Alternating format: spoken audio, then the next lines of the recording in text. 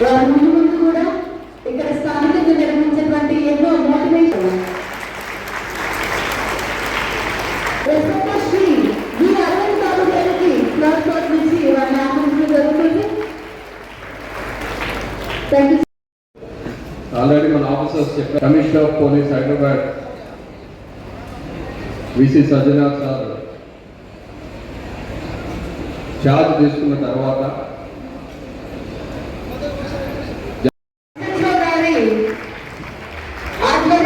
చక్కటి ఏర్పాట్లు చేయడం జరిగింది. వాళ్ళందరికీ మనందరి తరఫున ఎందుకంటే మన ప్రాంత ప్రజలందరూ వస్తున్నారు.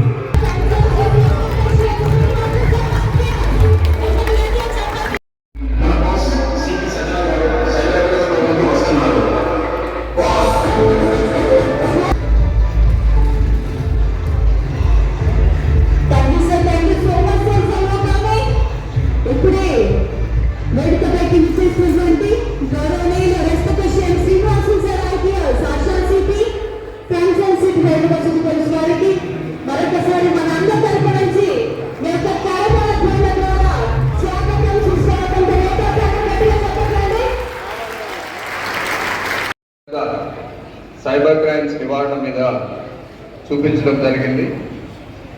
అందులో భాగంగా డోర్ టు డోర్ అంటే మెసేజ్ని స్ప్రెడ్ చేయాలి అన్న ఉద్దేశంతో door to door awareness program start చేశారు. అది కూడా weekly 2 days Tuesday and Saturday programs జరుగుతాయి. దాంట్లో ముఖ్యంగా సైబర్ అవేర్నెస్ సాటర్డే ఎంపిక చేయడం జరిగింది. దానిలో భాగంగా మేమందరము ఇప్పుడు మీ ముందుకు వచ్చాము. మీకు అందరికీ తెలిసిందే, మనందరం కూడా ఇంటర్నెట్ ఉపయోగించే సమయంలో నేను అప్రమత్తంగా మరియు బాధ్యతాయుతంగా ఉంటాను. నా పాస్వర్డ్లు, ఓటీపీలు, బ్యాంకింగ్ మరియు వ్యక్తిగత సమాచారాన్ని వాటిని పంచుకునే ముందు ఆలోచిస్తాను. తెలియని కాల్స్, వీడియో కాల్స్ మరియు డిజిటల్ యాప్స్ వంటి నకిలీ బెదిరింపులను నమ్మను. అనుమానాస్పద లింకులు లేదా తెలియని ఏపీకే ఫైళ్ళని తెరవను మరియు ఏదైనా డౌన్లోడ్ లేదా ఇన్స్టాల్ చేసే ముందు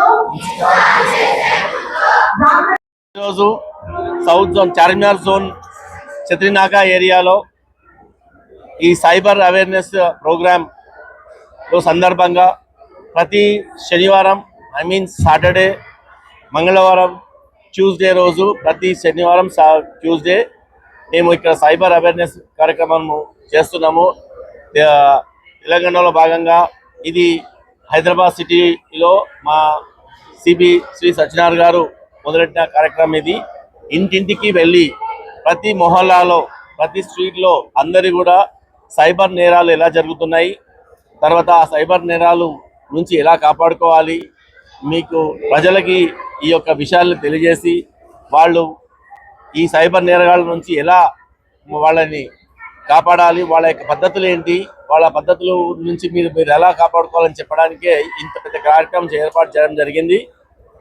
ఈ కార్యక్రమంలో సైబర్ ఫ్రాడ్స్టర్స్ ఎన్నో రకాలుగా ఓటీపీ చెప్పమని కానీ, దాని తర్వాత ఒక బ్యాంకు నుంచి కానీ, లేదా ఇంకా ఏజెన్సీ నుంచి కానీ, గవర్నమెంట్ ఆఫీస్ నుంచి కానీ, మున్సిపల్ నుంచి కానీ ఇలా మేము కాల్ చేస్తున్నామని చెప్పేసి మీరు డబ్బులు కట్టమని చెప్పి తర్వాత మీ యొక్క అకౌంట్స్ నుంచి డబ్బులు కాజేస్తున్నారు.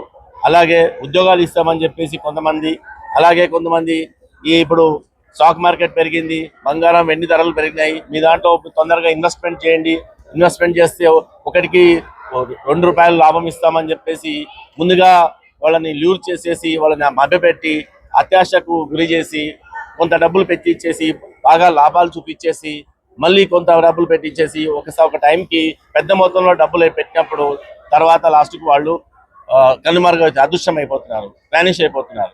సో అప్పుడు చాలా మంది పోగొట్టుకుంటున్నారు. ఇట్లా ఆశకు పోయి అత్యాశకు పోయి ఎక్కువ డబ్బులు వస్తాయని చెప్పేసి ఉన్న డబ్బులను కూడా పోగొట్టుకుంటున్నారు.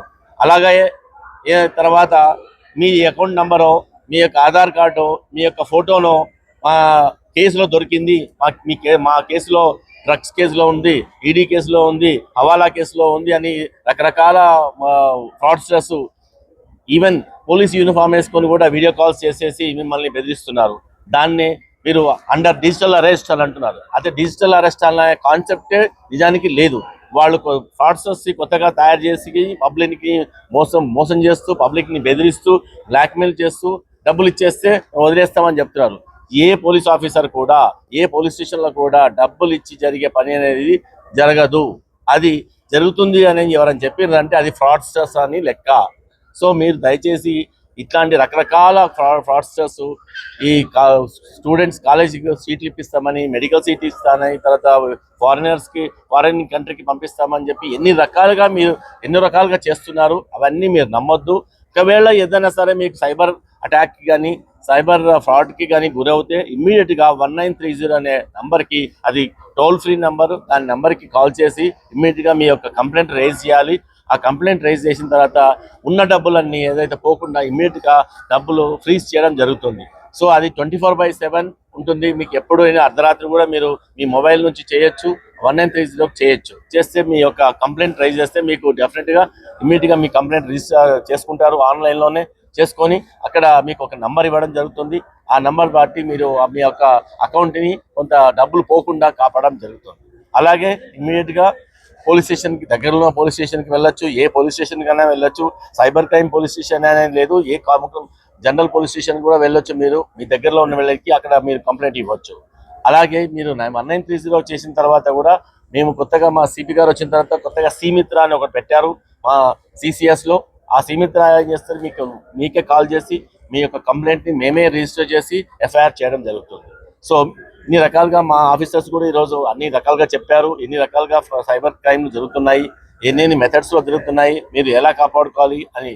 ముఖ్యంగా అల్టిమేట్గా మీకు చెప్పేది ఏంటంటే మీ మొబైల్లో ఉన్న డేటా, మీ మొబైల్ OTPలు, మీ మొబైల్ యొక్క వీడియోస్, ఫొటోస్, మీ యొక్క కాంటాక్ట్స్ నెంబర్స్, తర్వాత మీకు అన్ని సంబంధించిన మీకు సంబంధించిన డేటా అంతా జాగ్రత్తగా పెట్టుకోవాలి. దానికి లాక్స్ చేసుకోవాలి. దాని తర్వాత ఎవరైనా తెలియని వాళ్ళతో ఫోన్లో మాట్లాడకూడదు, తెలియని వాళ్ళతో వీడియో కాల్స్ చేయకూడదు, మీ యొక్క ఫొటోస్ పంపించుకోకూడదు, వీడియోస్ పంపించుకోకూడదు. ఇవన్నీ ప్రొటెక్ట్ చేసుకునే బాధ్యత మీది. మీ cell phone your responsibility, your data your responsibility. మీరు జాగ్రత్తగా పెట్టుకోవాలి. ఈ యొక్క సైబర్ క్రైమ్లో తీసుకున్న నాలెడ్జ్ని మీ చుట్టుపక్కల వాళ్ళకి, తర్వాత మీ ఇంట్లో వాళ్ళకి, తెలియని వాళ్ళకి, పెద్దవాళ్ళకి, ఇంకా ఆ నాలెడ్జ్ లేని వాళ్ళకి అందరికీ పనిచేసి అందరినీ సైబర్ అవేర్నెస్ ఉన్న సిటిజన్గా మార్చి ఈ యొక్క సైబర్ క్రైమ్స్ని అరికట్టాలని మీ అందరికీ కోరుకుంటున్నాను.